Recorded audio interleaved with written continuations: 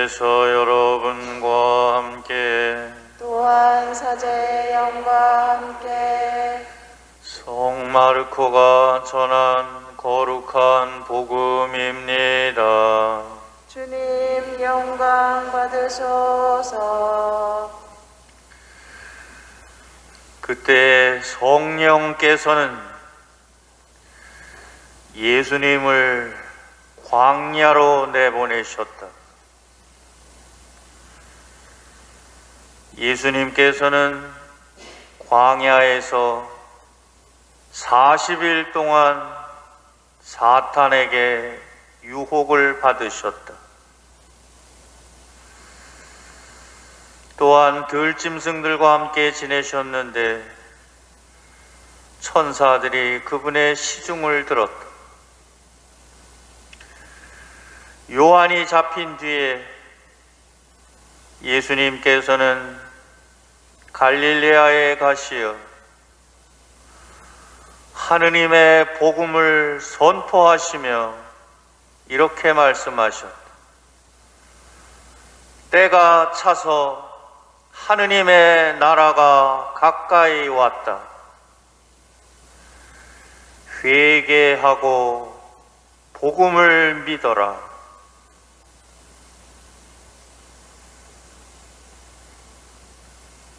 주님의 말씀입니다.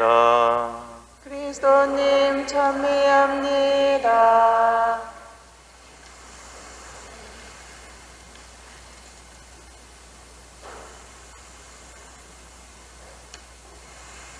주님, 올해도 사순 시기에 접어들었습니다. 사순 시기 동안 회개의 은총을 내려주시어 성숙한 신앙의 열매를 맺게 하여 주십시오.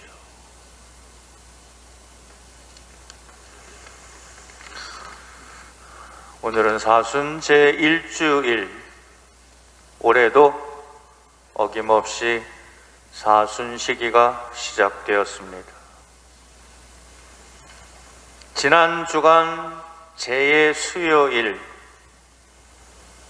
우리는 이마에 제를 바르면서 사람아 너는 흙에서 왔으니 흙으로 다시 돌아갈 것을 생각하라, 그 말씀을 들었습니다. 사순 시기는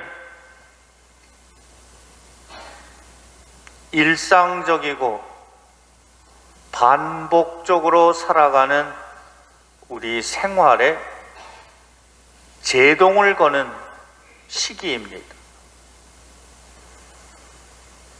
사순 시기 동안에 잠깐 멈추어 서서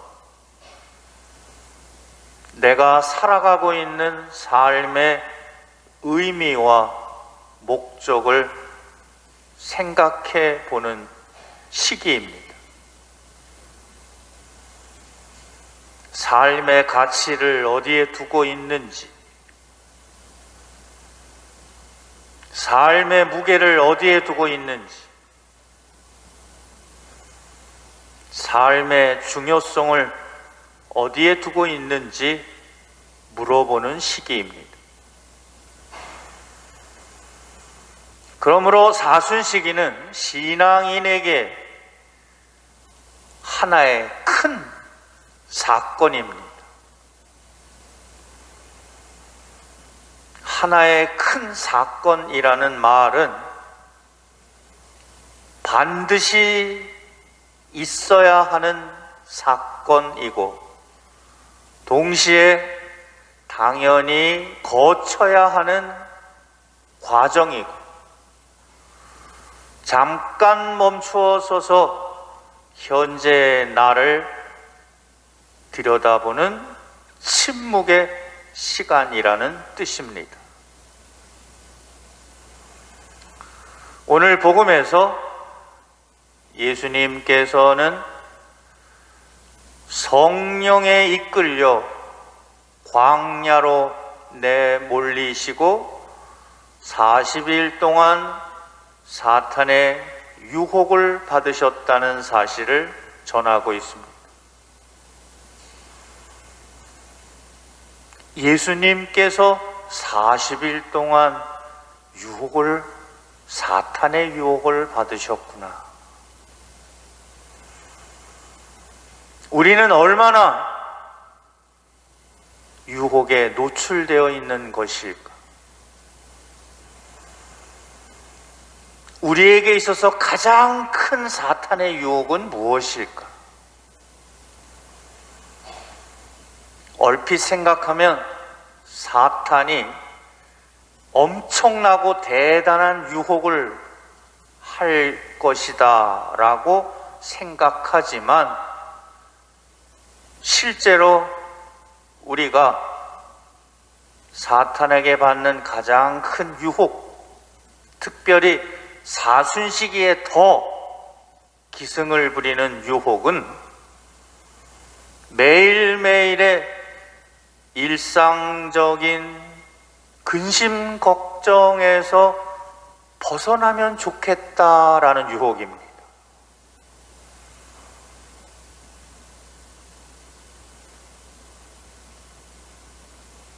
내가 신앙생활 열심히 하면, 기도 열심히 하면 잔잔한 호수처럼 평화롭고 행복한 상태가 이어지리라는 기대, 그것이 사탄의 유혹입니다.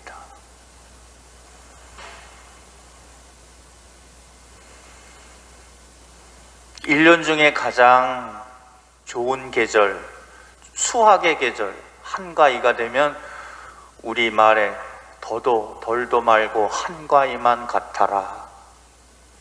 춥지도 않고 덥지도 않고 천고마비의 계절,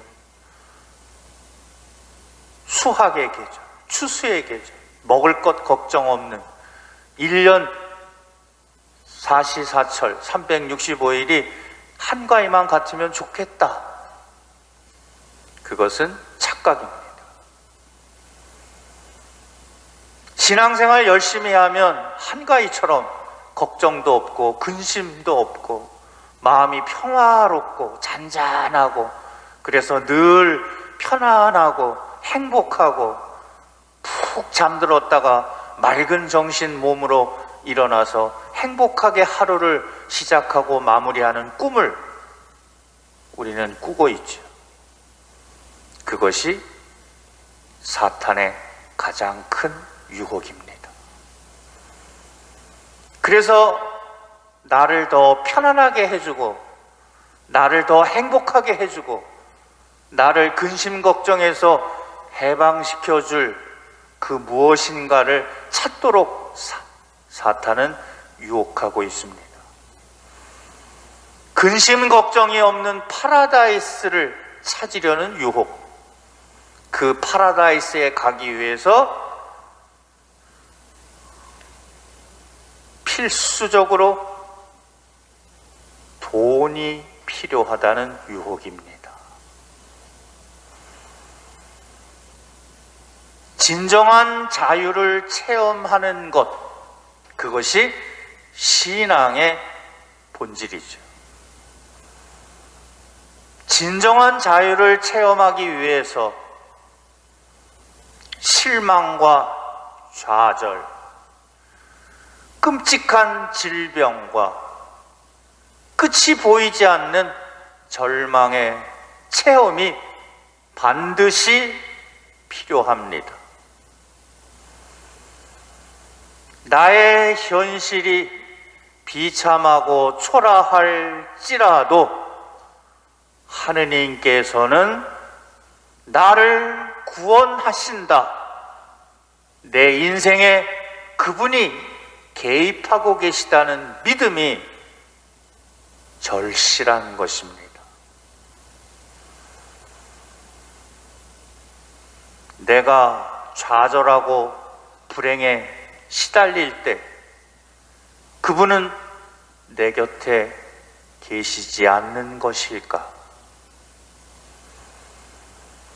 예수님께서 십자가에 달려 극심한 고통과 좌절에 시달릴 때 하느님께서 예수님의 십자가 안에 현존하시듯이 내 인생의 절망 속에서 그분은 나와 함께 하십니다. 신앙은 매일매일 되풀이되는 근심, 걱정 속에서도 끝까지 하느님을 신뢰하고 하느님의 손을 놓지 않는 은총, 그것이 신앙입니다. 하느님의 나라는 내 삶의 문제가 사라짐으로써 드러나는 것이 아니라 내 삶의 문제를 대하는 나의 태도를 통해서 드러나는 것입니다. 더 정확하게 말하면 하느님의 나라는 따분한 일상생활 한가운데 떨쳐버리고 싶은 걱정거리, 근심덩어리 한가운데 현존하는 것입니다. 사탄은 우리가 하느님의 나라에서 눈을 돌리고 그저 행복하고 편안한 세상만을 바라보도록 유혹하고 있습니다.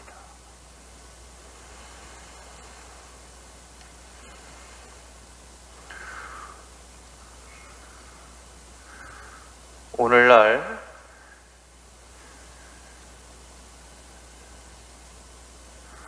물질 위주의 삶도 우리 신앙의 큰 걸림돌이지만 그거 못지않게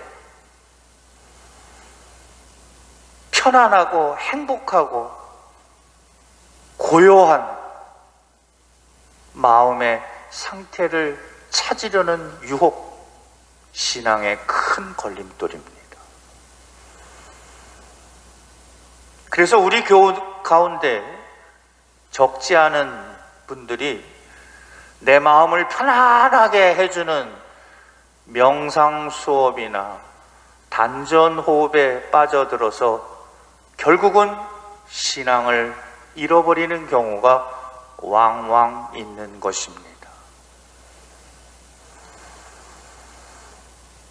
오늘 복음 말씀에 주목하기를 바랍니다.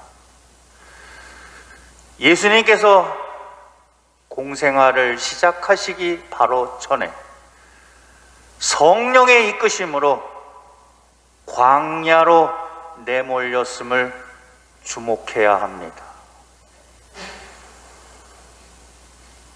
그 광야에서 40일 동안 사탄의 유혹을 받으십니다. 공생활을 시작하시면서 해야 할 일이 많을 텐데 왜 성령께서는 예수님을 광야로, 아무것도 할 수 없는 그 광야로 내몰고 있는 것일까? 성서에서 광야는 이중성을 띠고 있습니다.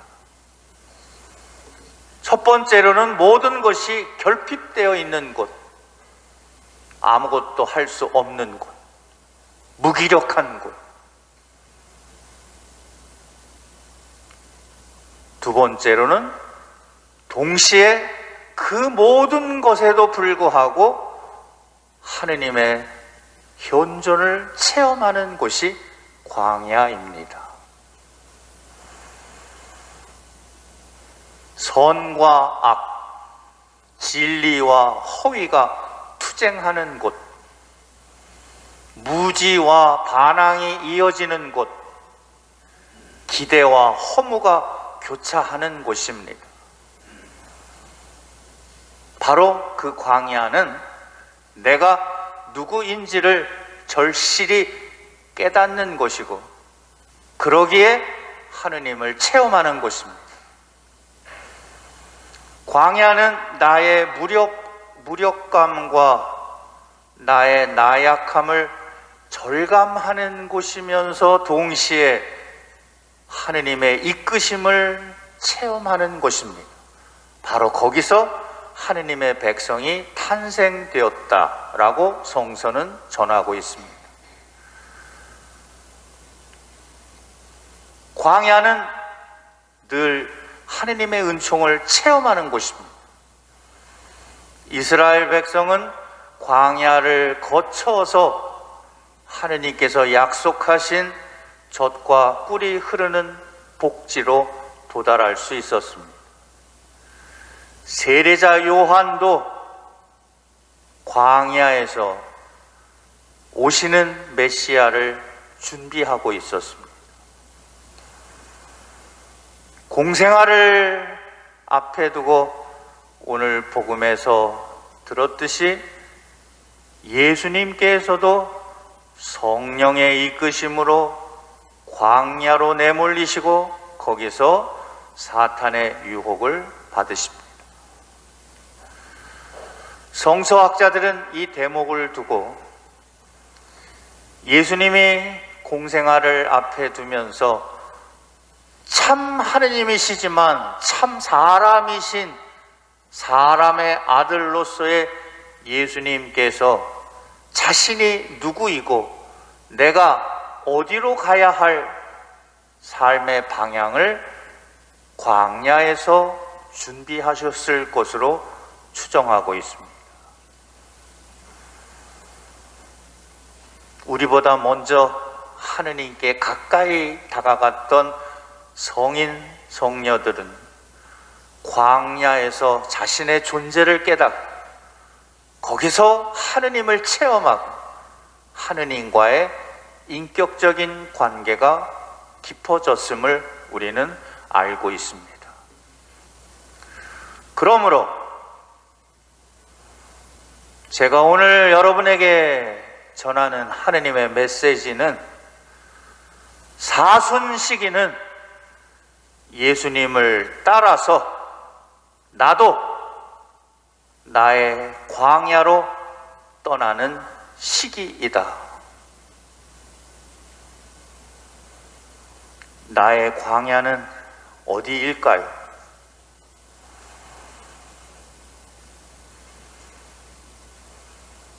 저 지구 저편 어디 사막으로 갈 필요는 없습니다. 내 삶의 광야는 무엇일까요?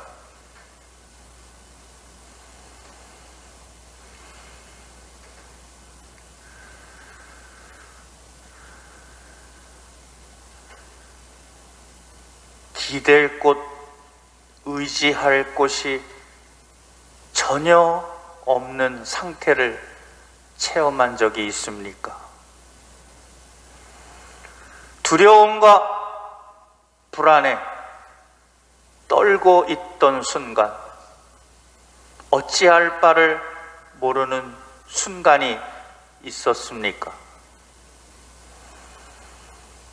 도무지 삶에 기쁨이 없고 의미가 없고 그래서 지겹고 권태로운 삶의 순간을 겪은 적이 있습니까?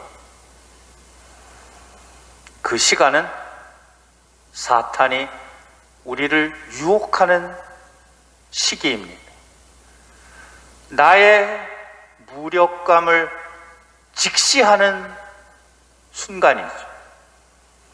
동시에 하느님께만 의지하는 은총의 순간이기도 합니다. 그 시간은 나를 성찰하는 시간, 침묵 가운데 하느님과의 내밀한 인격적 관계를 맺는 시간이기도 합니다. 그것이 내 삶의 광야입니다. 신앙의 위기에 처하는 순간,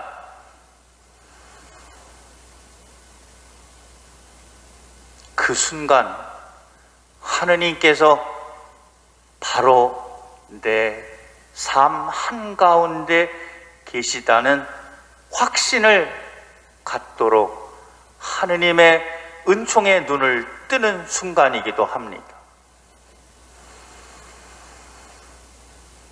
영적인 은총의 삶에 성장의 법칙이 있습니다. 우리 정상적인 인간 생활이 유아기를 거쳐서 사춘기를 거치고 성년에 이르고 완숙한 노년기에 달하듯이 영적 성장의 과정에 있어서도 우리는 하느님과의 관계에 유아기와 사춘기와 성숙기와 노년기를 겪게 되어 있습니다. 나는 지금 내 영적인 어떤 순간에 있는가? 중요한 것은 그 모든 순간에 하느님은 내 삶 한가운데 현존하고 계시다는 확신입니다. 그 믿음이 나를 변화시킬 것이고, 그 믿음이 내 눈을 뜨게 할 것이고, 내 귀를 열어줄 것이고, 그래서 보이지 않던 것이 보이고 들리지 않던 것이 들리게 될 것입니다. 모든 것은 하느님의 자비하심이라는 사실을 깊이 깨달으면서 한 삶을 마무리할 때 영적으로 성장했다라고 말하는 것입니다. 이번 사순시기가 내 삶의 중요한 성장의 발판이 되기를 기도하겠습니다.